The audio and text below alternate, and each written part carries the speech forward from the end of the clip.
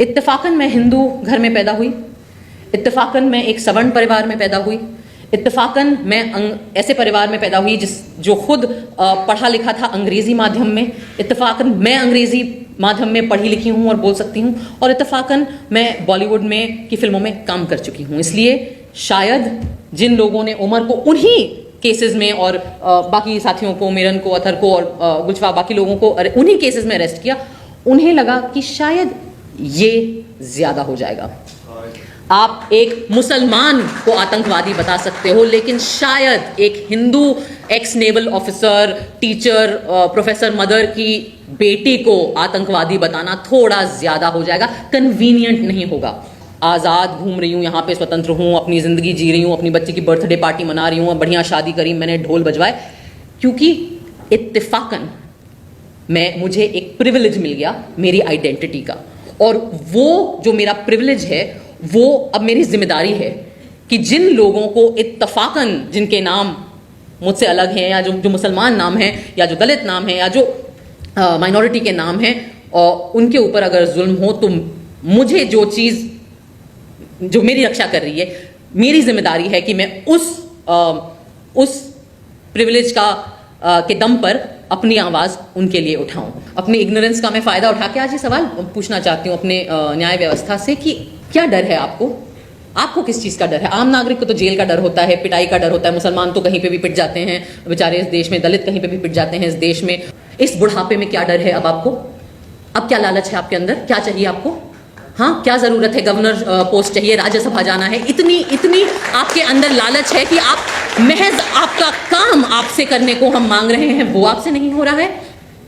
इस देश का हर नागरिक कुछ चंद माननीय न्यायाधीशों के ईमान पर हमारी जिंदगियां टिकी हुई हैं आज के वक्त में, क्योंकि हर दूसरा इंस्टीट्यूशन अपना काम नहीं कर रहा है। मुसलमानों के साथ तो सबसे आसान बात है, उन्हें आतंकवादी घोषित कर दीजिए या गद्दार घोषित कर दीजिए। 400 पार करने गए थे, वो 240 में निपट गए। 56 इंच के कपड़े फिट आते थे, उनके कपड़े नॉर्मल साइज के हो गए हैं। ऐसा लगता है कि हमारी न्याय व्यवस्था भूल गई है कि कितने सालों से ये लोग जेल में बिना बेल के, बिना ट्रायल शुरू हुए पड़े ही हुए हैं। तो मैं आज इस मंच के माध्यम से हमारी न्याय व्यवस्था को याद दिलाना चाहती हूँ कि 4 साल कितना लंबा वक्त होता है। सितंबर 2020 में उमर गिरफ्तार हुए थे। 4 साल में मैं अपने फहाद, जो मेरे अब पति हैं, उनसे मिली। दोस्त थी पहले, जब उमर गिरफ्तार हुए हम दोस्त थे, जब अतर गिरफ्तार हुए हम दोस्त थे, महज दोस्त थे। उन 4 साल में हमारी दोस्ती पक्की हुई। ये लोग तभी भी जेल में थे। हमारी दोस्ती और पक्की हुई, ये तभी भी जेल में पड़े रहे। फिर हमें मोहब्बत हो गई, ये तभी भी जेल में थे, इनको बेल की सुनवाई भी नहीं हुई थी। फिर हम एक दूसरे के परिवार से मिल लिए, तभी भी जेल में थे।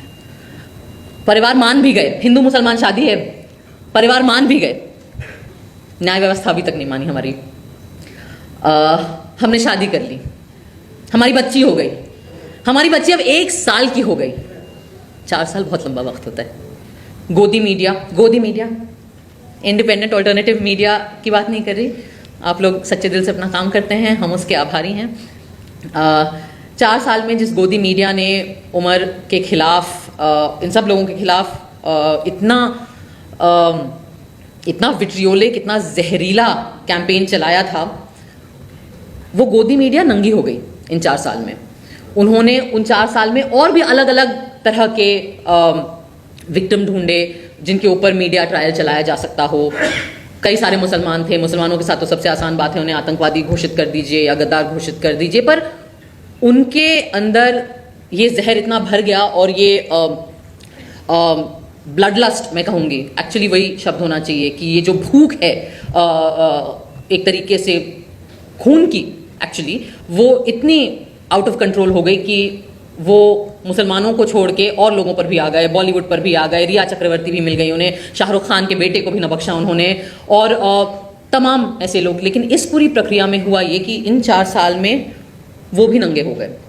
आज की तारीख में आप लोगों के वीडियो और पॉडकास्ट फिर भी लोग देख लेते हैं, लेकिन आम जनता भी अब जब अर्नब गोस्वामी या उनके ट्रू कॉपी वर्जन है और उसके जितने गरीब वर्जन हैं उनको सुनती है, वो भी जानती है कि ये झूठ फैला रहे हैं। 4 साल में और भी चीज़ें हुई। जिन लोगों को 56 इंच के कपड़े फिट आते थे, उनके कपड़े नॉर्मल साइज के हो गए हैं। जो लोग 400 पार करने गए थे वो 240 में निपट गए। 4 साल में हमारे न्याय व्यवस्था के जो माननीय न्यायाधीश हैं उन्होंने भी कई जगह जाके न्याय की परिभाषा पर कई भाषण और एलोक्यूशन कंपटीशन और रिसाइटल दिए, अलग अलग कॉलेजेस में, अलग अलग विश्वविद्यालय में, दुनिया के अलग अलग देशों में भी। 4 साल में इस देश का एक कन्विक्टेड, मैं नहीं कह रही हूं, हमारी न्याय व्यवस्था ने जिसको कन्विक्ट किया है रेप का, वो इंसान राम रहीम, वो भी 4 साल में 10 बार बेल और पैरोल पा गया। 4 साल में गुजरात सरकार ने नई किस्म की बेशर्मी की हदें पार करी और बिल्किस बानो के कन्विक्टेड रेपिस्ट को अच्छे व्यवहार के तहत रिहा भी कर दिया। उस पे ज्यादा चूं भी ना हुई पहले तो, फिर जब आउटरीच बना सोशल मीडिया पे, इंडिपेंडेंट मीडिया में जो एक्टिविस्ट लोग हैं उनके तहत, 4 साल में चलो गिर के सुप्रीम कोर्ट ने उस कन्विक्शन को, उस रिहाई को भी ओवरटर्न करने का टाइम आ गया। लेकिन 4 साल में हमारी न्याय व्यवस्था को इतना वक्त नहीं मिला कि जिन लोगों को, और खास करके वो चुनिंदा लोग, मैं उस पर भी आना चाहूंगी कि जिन लोगों को झूठे इल्जामात तहत, और जो सबको पता है क्योंकि वीडियो एविडेंस है आज की डेट में, अलग अलग मीडिया पे काफी सारा एविडेंस है, झूठे इल्जामात के तहत गिरफ्तार किया गया, उनके खिलाफ, कई लोगों के खिलाफ ट्रायल भी उन्होंने शुरू करने का वक्त उन्हें नहीं मिला। आज जो मेरी बातें हैं मैं वो हमारे देश की न्याय व्यवस्था से इसीलिए करना चाहती हूँ क्योंकि इस रूम में जो लोग हैं वो तो आधे लोग तो परिवार वाले हैं, वो खुद पीड़ित हैं इस नाइंसाफी के। बाकी लोग जो एक्टिविस्ट हैं उन बेचारों की तो जिंदगियां गुजर गई आवाज उठाते उठाते। पर मैं आज ये सवाल जो है और ये बातचीत एक दूसरे से नहीं, मैं आप लोगों के माध्यम से ये बातचीत हमारी न्याय व्यवस्था से करना चाहती हूँ।